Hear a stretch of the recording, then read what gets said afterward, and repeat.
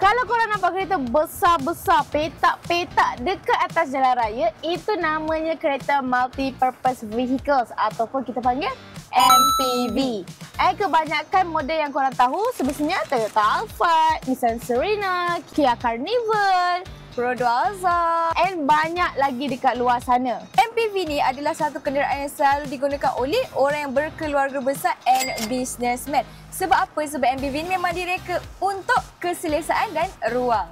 Tapi satu benda yang mesti korang perasan, kebanyakannya MPV dekat luar sana ialah MPV ICE, Internal Combustion Engine, yang menggunakan minyak. And tak banyak MPV EV dekat luar sana. Tapi sekarang trend dah mula berubah. So kita nak tunjuk dekat korang kenapa korang perlu shift daripada MPV lama ke MPV EV baharu. Antara MPV yang sedang naik sekarang ni, yang bukan biasa-biasa, of course, Denza D9. Kalau kita tengok MPV lama, memang menawarkan 7 tempat duduk. Tapi of course, dia dah tak ikut standard moden, which is kadang-kadang tak selesa, terutamanya untuk orang dewasa. Bila duduk dekat third row ni, of course lah, legroom sempit, headroom pun tak cukup ruang. Kadang-kadang tingkap yang dia bagi pun secuek. So bila duduk belakang dia rasa gelap dan terasing je. Tapi berbeza pula dengan MPV EV, especially Denza ni. Kalau duduk dekat third row, of course, legroom tu penuh dengan ruang cukup selesa.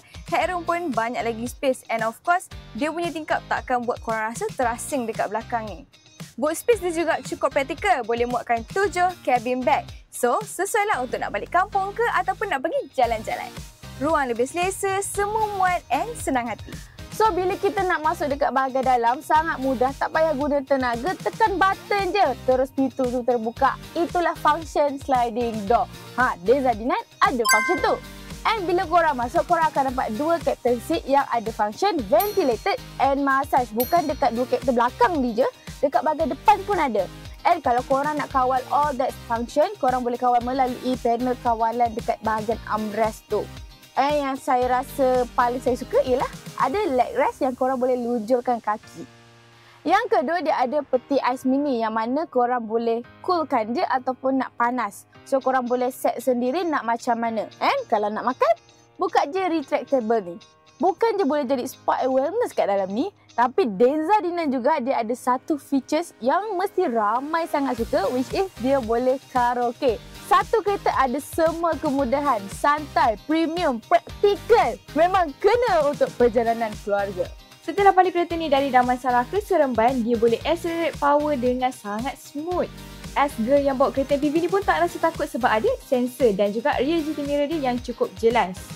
Cuma bila cornering ada rasa sedikit goyah dan masa speed pula boleh dengar bunyi angin yang kuat dalam kabin. Kebanyakan MPV lama datang dengan sistem keselamatan yang asas, contoh macam ABS, beberapa airbag dan juga 1 atau 2 sistem pemanduan yang ringkas, jadi tak fit untuk orang yang berkeluarga besar.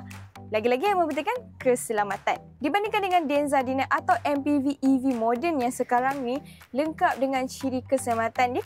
Selain tu, kalau kita tengok MPV yang lama, ISOFIX yang ditawarkan mungkin 1 atau 2. Tapi dalam Denza D9 ni ada lebih daripada 2 ISOFIX, which is 2 depan dan 2 belakang.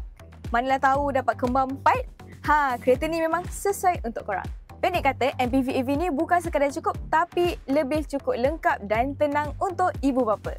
Kalau guna MPV ICE, biasanya kalau korang charge full tank, dia harga dalam 120 hingga 150. Kemungkinan dalam sebulan tu boleh capai sampai 600 hingga 900 mengikut kekerapan aktiviti masing-masing. Tapi kalau korang guna elektrik, korang boleh dapat kurang daripada tu. Sebab apa? Kalau korang charge pada waktu malam, kadar elektrik dia lagi murah. And tak buang masa untuk pergi ke stesen minyak. And bukan tu sahaja, Denza D9 ni juga boleh jadi power bank bergerak sebab dia ada V2L. So korang boleh charge appliances korang kalau pergi mana-mana. MPV ICE dia ada banyak moving part. Dia ada engine, dia ada gearbox, ada spark plug, radiators. EV dia tak ada engine, dia tak ada gearbox yang complicated and jarang masuk workshop. Maintenance EV biasanya lagi jimat 30 hingga 50% berbanding maintenance ICE. Jadi sebenarnya kalau korang guna EV lagi jimat daripada guna petrol. Untuk EV yang paling terbesar ialah tayar and juga brake pad. Tapi disebabkan EV ni diguna regen braking, jadi brake pad dia tu tahan lama. Jadi sebenarnya kalau korang kira-kira, maintenance EV memang lagi murah daripada maintenance ICE. Tapi cerita dia tak semuanya baik-baik belaka lah. Mesti ada kelemahan dia. Apa kelemahan bila korang guna MPV EV? Ialah perubahan gaya hidup. Biasanya korang isi minyak 5 minit dah siap. Tapi kalau guna EV, korang kena rancang perjalanan and masa charging tu ambil lebih lama. Paling lama pun korang mungkin ambil masa dalam 20 hingga 30 minit menggunakan DC charging. Tapi DC charging ni mahal. Cuma sekarang kita ada lebih banyak teknologi, lebih banyak ciri-ciri premium yang actually lagi win kepada MPV EV ni. Jadi ia bukan soal mahal ataupun murah, tapi soal pelaburan jangka masa panjang daripada segi keselamatan and keselesaan. And last sekali, Denza D9 ni ialah antara MPV yang paling mampu milik dengan ciri-ciri premium. Dia ada dua variant iaitu Advanced FWD bermula dengan harga RM259,000 and Premium AWD bermula dengan RM309,000. So kalau korang nak keselesaan ala-ala flagship tapi harga mampu milik, so Denza D9 ni antara yang patut korang tengok. Betul tu. Dan kalau korang rasa penat sangat nak kereta MPV lama yang asyik makan minyak, tak bagi rasa premium, mungkin inilah masanya untuk korang upgrade kereta korang ke Denza D9. So kalau korang nak tahu lebih lanjut pasal model Denza D9 ni dan model-model lain, jangan lupa untuk like, comment and share.